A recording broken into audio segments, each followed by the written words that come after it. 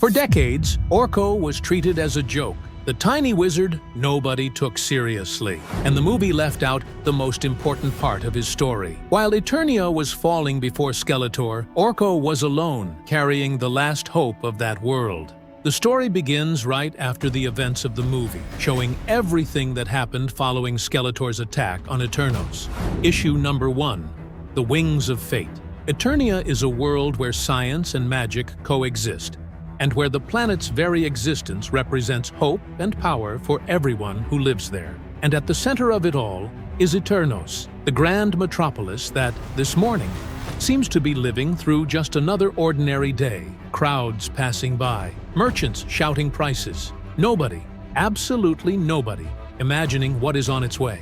In the streets, Orko is doing what he has always done, trying to survive with small magic tricks, hoping to pull a few coins from passers-by. Only, the magic doesn't come out quite as planned. Oops, not sure how that, he mutters, staring at his own spell gone wrong once again. No coins, no applause, just another day as an unemployed wizard in a city that barely notices him. Frustrated, Orko leaves Eternos and heads toward the camp where his people live. On the way to the camp, with his small companion Squink by his side, Orko repeats what already sounds like a constant reminder. I should be bringing food, not another mouth to feed. It's a joke, but it's also the hard reality of living in a refugee camp. And this is where the irony of the story begins to reveal itself. While Orko walks away, without knowing it, Skeletor and his forces begin their attack on Eternos. An attack that will change the fate of the entire city. One that Orko will not see happen. And it's exactly at this moment, halfway there, that he comes across something that will change everything. A huge bird, fallen to the ground, wounded, unable to fly. Orko approaches carefully, still not understanding what stands before him. What happened in the depths? Are you hurt? Can you fly? He doesn't know it yet. But this is no ordinary bird. This is Zoar. Orko decides to help her. He takes her back to the Trollan camp and, without knowing it, turns his own people's hiding place into a target. Because Evil-Lyn is hunting that bird. She suspects the sorceress has taken the form of a hawk, and she is willing to turn over every corner of Eternia to confirm it. And among hundreds of birds in the region, it's the trail Zoar leaves behind that leads her straight to the Trollan camp. And here's the detail almost nobody outside the comics knows. Zoar communicates with Orko directly in his mind. What she doesn't reveal, at least not yet, is that she is, in fact, the Sorceress of Grayskull, trapped in this hawk form, wounded, fleeing from whoever is chasing her, with absolutely no way to defend herself. After Zoar is brought to the Trollans' hideout, Dr. Blizzwit examines her wounds and notices something unusual about them, possibly connected to magic. While they try to figure out how to help her, the Trollans discover that Zoar needs to reach the Avionians in the Mystic Mountains. But there's an even bigger problem. Someone is already looking for her. The group realizes they need to act fast and keep Zoar hidden. Then, from outside, comes an order that confirms their worst fears. Bring me the falcon. Immediately, the hunt has begun. Evil-Lyn finally reaches the Trollans' hideout, accompanied by her soldiers, and she hasn't come to negotiate. She demands the falcon and makes it clear she is willing to destroy that place to find it. The Trollans try to resist using their own magic, while Evil-Lyn and her allies push forward. In the middle of the clash, she realizes these creatures might be far more interesting than they seemed, and orders them to hand over the sorceress. Orko understands the hideout won't hold much longer, and tries to protect Zoar while searching for a way out. The fight continues, but Orko finds an unexpected way to turn the confrontation in his favor. Instead of facing the soldiers head-on, he uses Trollan magic and the environment around him. When Trapjaw tries to attack him, Orko conjures a small flower and jokes, "How about a little Trollan flower power?" The flower interferes directly with Trapjaw's weapon, which ends up hitting him with his own shot. The advantage, though, doesn't last long. The enemies keep pressing forward, and Orko realizes that staying puts Zoar Zoar in danger. Then Zoar finally explains to Orko why this chase matters so much. The creatures didn't come after the Trollans. They came after her. Zoar says she needs to reach the mountains and stay away from those hunting her. There is a portal that could take them there, but there's no direct route to Avian. The journey will be hard, and she needs to avoid being captured. Before they leave, Zoar reveals that there are secrets and powers that must remain protected, because they cannot fall into evil hands. Orko finally understands that he's carrying something much bigger than a simple wounded bird, but the enemies have no intention of simply letting them leave. The battle rages on around them, with Evil-Lyn and her soldiers trying to reach the sorceress. Orko holds on to Zoar as the attacks continue, searching for an opening. When he finally manages to escape, he takes Zoar and Squink with him through the portal. The camp is left behind, and Orko realizes he is now completely on his own. The only way forward is toward the Mystic Mountains. He looks at the unknown territory ahead of him and admits, "I sure hope these Mystic Mountains aren't deadly territory." Which brings us back to the question, if the movie skipped all of this entirely, what exactly was waiting for Orko up in those mountains? That's where issue number 2 begins, and it begins in the harshest way possible. Orko and Zoar arrive at the Mystic Mountains, and the first thing waiting for them is not a safe path to Avian. It's hostile territory, ruled by manticores, hungry creatures ready to attack anything that moves between the rocks. For a moment, it seems the journey will end right there. But Squink, the little pet nobody ever takes seriously, jumps into action and drives off the beasts just in time. Then they make a decision that sounds absurd today. Keep climbing the mountain even without knowing exactly where the Avionians were, guided only by the word of a bird. Orko wasn't even sure he could fully understand.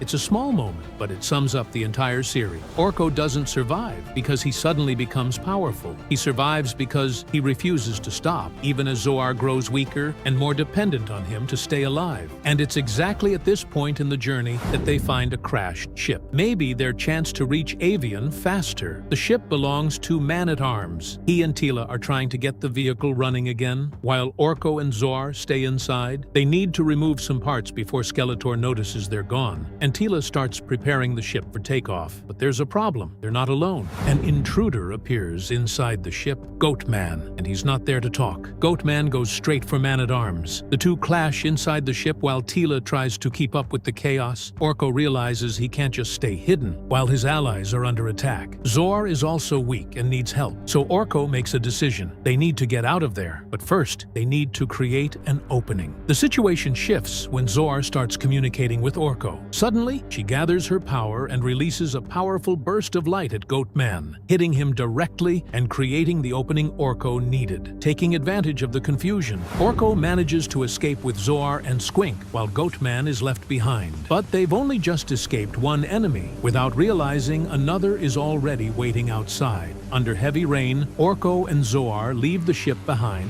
and continue through the mountains. Zoar explains it would be safer to follow the paths left by her companions, while Orko tries to find a place where they can spend the night. He starts searching for a safe spot among the rocks, believing he's bought a few minutes of peace. Except someone is watching their every move. And finally, we see who has been on their trail. Beastman stands before him. Now, the escape through the Mystic Mountains stops being just a difficult journey. The chase reaches a new level when Beastman finds Orko, Zoar, and Squink in the Mystic Mountains. Orko tries to escape across the terrain, while Beastman keeps following their tracks with ease. At one point, Orko finds an ancient tree and uses his magic to bring its branches to life. The roots and branches manage to hold Beastman back for a few moments, giving Orko and his companions a chance to move forward. But their pursuer doesn't stay trapped for long. They keep running until they reach the Rootmush River, where they end up swept away by the current. When they finally make it to the other side, they realize Beastman survived too and is still coming after them. But Orko realizes he doesn't need to be stronger than Beastman. He just needs to make him chase the wrong thing. With Squink's help, he creates a distraction to try to throw the hunter off track. For a few moments, Beastman believes he's following the right prey, but he quickly catches on to the trick. He proves he doesn't rely on strength alone. His skill as a tracker lets him spot the distraction and turn right back toward Orko. Things get even worse when Beastman uses his power to command the beasts of the mountains, setting setting several creatures against them. Except Beastman's own control ends up turning against him. The creatures start fighting each other, and Orko manages to escape in the chaos. After getting away, he thanks Squink for helping them and reaffirms that he won't rest until he gets Zoar to Avian, where she can finally be safe. Meanwhile, the story cuts to the villains. Skeletor's subordinates discuss their recent failures and realize the sorceress is still out of reach. Evil-Lyn concludes that the Mystic Mountains are too vast to rely on trackers alone and decides to continue the search herself. While Orko, Zoar, and Squink keep making their way through the mountains, Evil-Lyn uses her powers to access the hunting grounds, searching for exactly the places where her enemies might be hiding. And then she manages to locate an image of Zoar in her hawk form. Orko managed to escape Beastman, but his escape didn't end the chase. Evil-Lyn has finally found a way to keep tracking the sorceress. Issue number 2 ends leaving the three of them in danger once again, setting up the next chapter, Shadow of a Dream. 2 issues later, and here is what the movie never told. Orko isn't just the character left out of the story. He might be the only reason the Sorceress of Grayskull, and by extension, the entire resistance against Skeletor, survives long enough to matter again. But this story is far from over. Not even close. Issue number 3 arrives on September 9th, 2026, and, based on the pace of the series so far, issue number 4 should come sometime this fall to bring it to a close. So, here's what we still don't know. Does Orko actually make it to Avian in time? Does the sorceress recover before it's too late? And how far is Evil-Lyn willing to go to get back what she lost? The cartoon never gave Orko that kind of weight. The movie gave him a single scene. But buried in these pages is a version of this story where the smallest, most underestimated character in all of Eternia might end up being the one who decides how the entire war truly ends. We'll be here the moment the next issue drops to tell you exactly what happens. If this video made you see Orko differently than you ever have before, share it with someone who grew up watching this show, and subscribe to the channel, because there's another classic character whose real story TV never let you see. See you next time.